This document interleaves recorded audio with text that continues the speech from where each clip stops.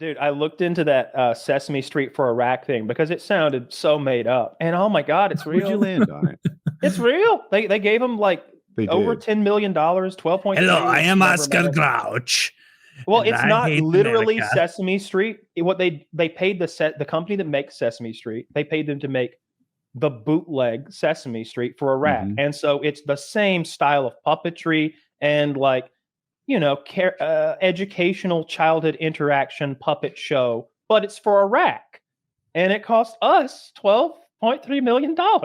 Yeah, I looked into it too. Retarded. And like you can land where you want on it. At first, I was like, this is outrageous. It must be for more than this show because in my foggy memory, it's 28 million, but I'm not confident enough to say Kyle's wrong. I might be wrong. But I was like, this is just way too much money for Sesame Street. I can make Sesame Street for $500,000. It's puppets. Like, I don't know where the other 27.5 million went, if my number's right. Someone's pocket. And then I found out this is like the #1 children's show. And is it Iraq or Iran? Iraq. And like it was a big hit and it was educating kids like to wash their hands because apparently like this is preventing diarrhea and disease. And it was exporting American culture. And it was the #1 thing. And it was like to win hearts and minds of children. And I was like, okay. I landed on, I don't know. Like on the I get how it's ridiculous. I see Kyle's face and it's not wrong, right? There's more like than my one counterpoint to that would be translate Sesame Street. Yeah, maybe that's a better idea. Yeah. But well, they localize it. You don't have to teach washing hands in America quite the same way. But I'm like, 28 million. What if that saves 2 trillion in bullets? Yeah, it was 20 million. I was wrong. It was $20 million. Right, we were both wrong. Insanity mode. That's so ridiculous to me. Like we killed 1 million Iraqis. We're not going to win their hearts and minds with a children's program. And also, like you're 100%. Both of you are right. It doesn't cost $500,000 to do that production.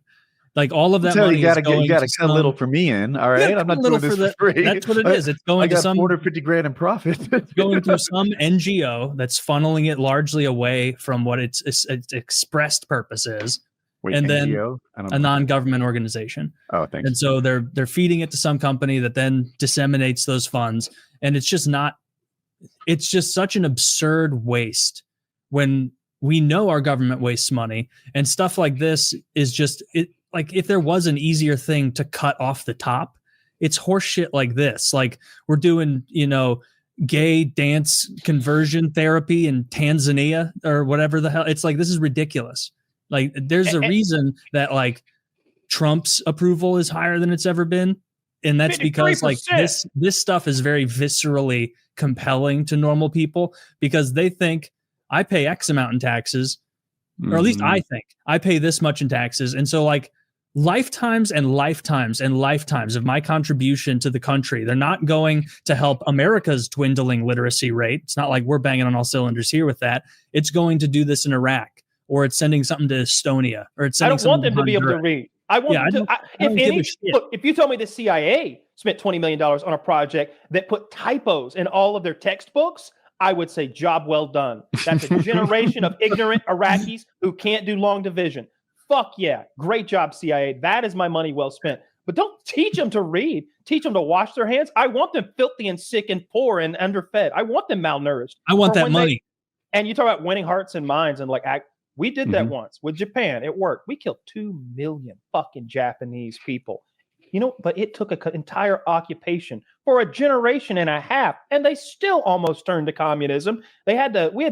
Somebody had to go on stage and stab their commie leader in the gut with a Japanese sword on live television to stop them. Big shout out to that guy. Big shout out to that guy. I don't know what they call the short samurai sword. You've got the sword. You got the katana, and then you got the little waist belt sword they wear too. The little one that they wear in accompaniment. That's what he had, and he ran on stage and skewered that fucker on stage. It's on YouTube. It's crazy. Something with the like all the USAID, and then I'm excited. Like I'm happy seeing them root out a lot of this horse shit and the waste. And from an optics perspective, they're doing a good job of starting with the most absurd of absurd things. because then it's going to be more palatable. Like if they wanted to cut something from the Pentagon, which I still have, we'll see how much they actually cut from something like that. But these things are just, it's like free. It's free good boy points for them in the eyes of the public, because they're like, wait, we were funding, trans surgeries in Zimbabwe. The fuck is this? My little Johnny can't read.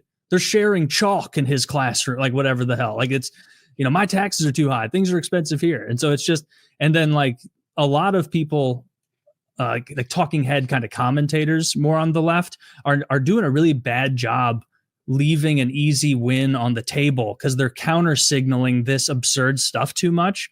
And it's aligning them with the absurdity. Like the smarter way to do it would be like, hey, we're all in favor of getting rid of trans kid dance structure class in the Congo. We're all in favor of getting rid of interpretive underwater basket weaving in South Africa. So let's all agree on this. Like that would be the better optical thing, I think. For it's funny. That's what I've been seeing. What you suggest they do. I was like, oh, in my little universe, the Democrats have done a pretty good job of not defending. I don't make them up as quickly as you do. Whatever, interpretive underwater dances, and they don't do that. I've only seen them attack the process. I see them denying the election in Congress. I see them denying the election in Congress, calling Trump the person who was supposedly elected. I see them saying that democracy has fallen, and they start talking about how to arm yourself and join a militia.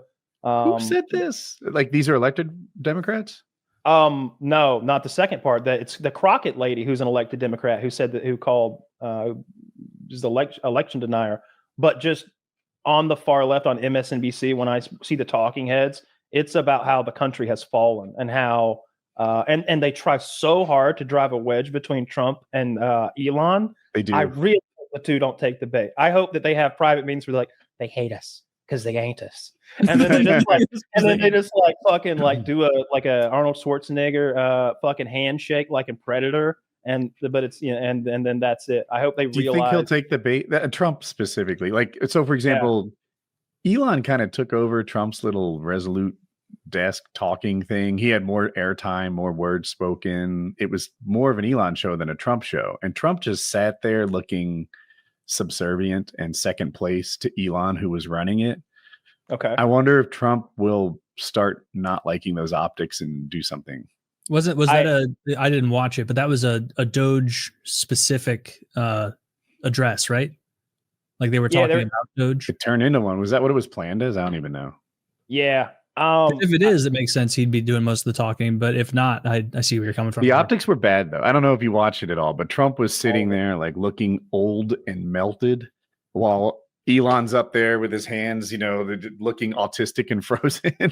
But he stuttered so much. Yes. And the thing about Doge is we need to be incredibly sure of what we're saying, prior to stating it. And it's like, oh my God, dude.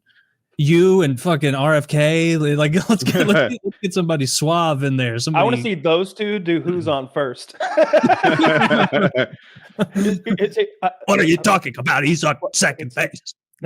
No, you see his name is. They call him who. You want to see them do who's on first? That would be very fun. Who do they call who? What do you mean? I'm more of a basketball guy.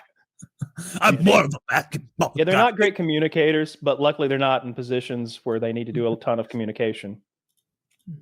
Yeah. Okay. Yeah, luckily Elon isn't desperately in need of communication skills. Yeah. Maybe he'll get one of those brain chips to help him at some point. You notice he's not volunteering for one of those. That's the scariest thing Elon has ever suggested, ever, to me at least, where he's like, I like it. Friends, implant this chip in your brain and it'll improve your life. It's like, that's horrifying. It's not as scary as it sounds. Sounds pretty fucking scary. Wait. Aren't most of the experimental monkeys dead who tried it? Well, most is an interesting word. Yeah. That didn't stop the COVID shots. Yeah, it is an interesting word. It's a telling word. A couple of them are absolute geniuses now, though. A couple of them are, let's see what the odds are of surviving a Neuralink monkey experiment. I'm guessing that most of them died. But here's my thought process on that.